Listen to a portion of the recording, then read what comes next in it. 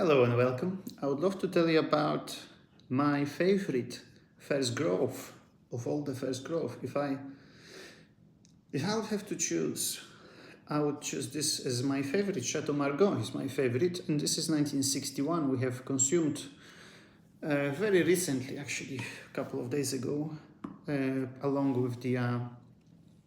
We actually had 361 with Chateau Margaux, and we have Loville Poiferret.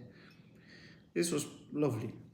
I have special affinity to Margaux, and it is the wine and first grove wine, iconic estate of Bordeaux, first grove since 1855, one of the greatest Bordeaux ever made, because I have tasted a lot of Margaux. I was very fortunate to be for a number of years working in a restaurant, in 3 Michelin-star restaurant, Fettag restaurant with Heston Blumenthal since from 2007 to 2014, and we did 2 events with Paul Pontalier where we have served absolutely phenomenal range of about 12 different vintages going back to 50s, going back to 30s actually, at the time of magnums and double magnums of Chateau Margaux.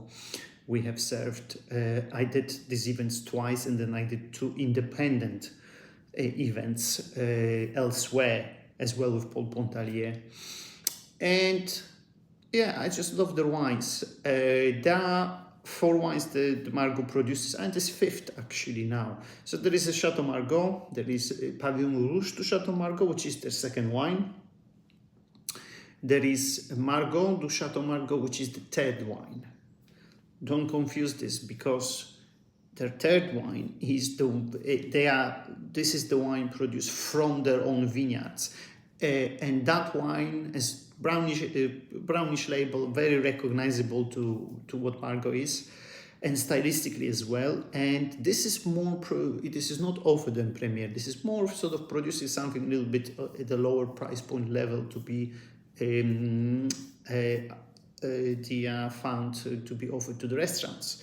Then there is Pavillon Blanc to Chateau Margaux, phenomenal white, 100% Sauvignon Blanc, love it, they're great. And then there is, I think they did 2nd wine to the white, Pavillon Blanc. I'm not sure what is the name, but there is 2nd wine to that Pavillon Blanc produced now as well. So we loved it. This was truly phenomenal, fully mature, lighter structure, dissolve characteristics with that sort of the fish oil, the caramel, blackberry and raspberry confiture. It had that sort of the crushed herbal characteristics of that, a bit of a smokiness that the Bordeaux with age develops. Lifted and airy, very sort of silky smooth. We had this next to the 61 Latour, which was absolutely beasting this wine. I mean, it was completely different level, but then, you know, that's what, when you compare this apples and pears really. But it was really lovely. I really liked it, and silky soft tannins. There is still underlying acidity in this. There was in this wine, which was really leaving this wine, giving this wine lift of freshness. If you're into scoring business, I mean, I give the Margaux here, I'm looking at it, 96 points, whereas the Latour was no question 100. And Loville Poiferret scoring wise was a little bit more evolved, and I scored it 95. So let's see in scoring. This is a phenomenal history. I'm just reading this through the Parker estates. So in 20s, the chateau had problems. It was it does have the illustrious history. You can trace its history back to 12th century, which was called La Motte de Margaux at the time. So the in 20th century, Chateau Margaux began compulsory chateau bottling with 1924. So they were very progressive for that time, actually. But hard times followed, disastrous decades of 30s, followed by war, led to the sale of the estate, which was acquired by Gineste in 1950s. Gineste, they still exist till today. Actually, they do produce they are negos.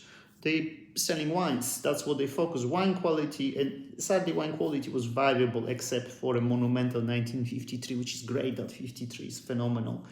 And after the distressing period of mediocrity in 60s and 70s, when far too many wines lacking richness, concentration, and character were produced under the inadequate finance administration of Pierre and Bernard Gineste, the international oil crisis and wine market crash of 73 and 74 provide their undoing. Margaux was sold to in 1977 to Andre and Laura Mezelopoulos.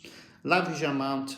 Andre Mezelopoulos was a Greek, very savvy businessman who had various shops, very, very smart guy, and he went there in the right time, in the right place, and he has acquired the facility.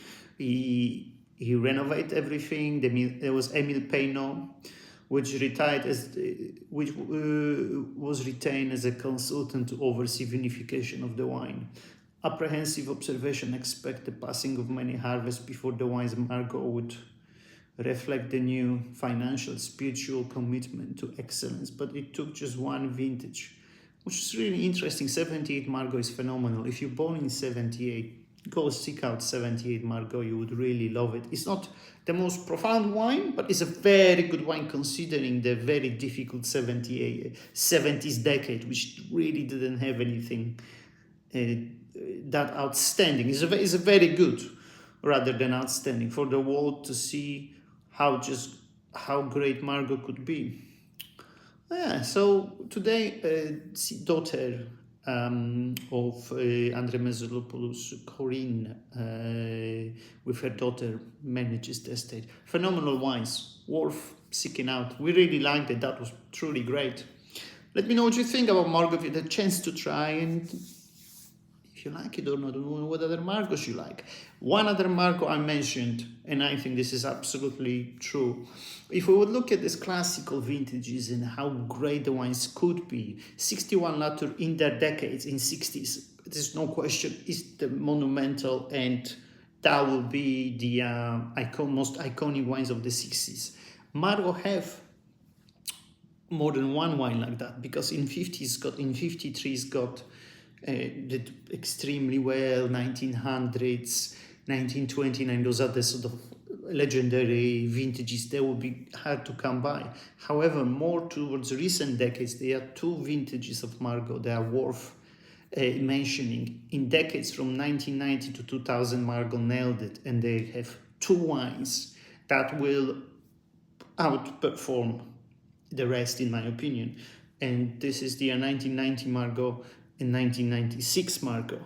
And in light of current and premiere campaign, etc., I do believe 1996 Margaux today looks relatively cheap. That's that. Let me know your thoughts.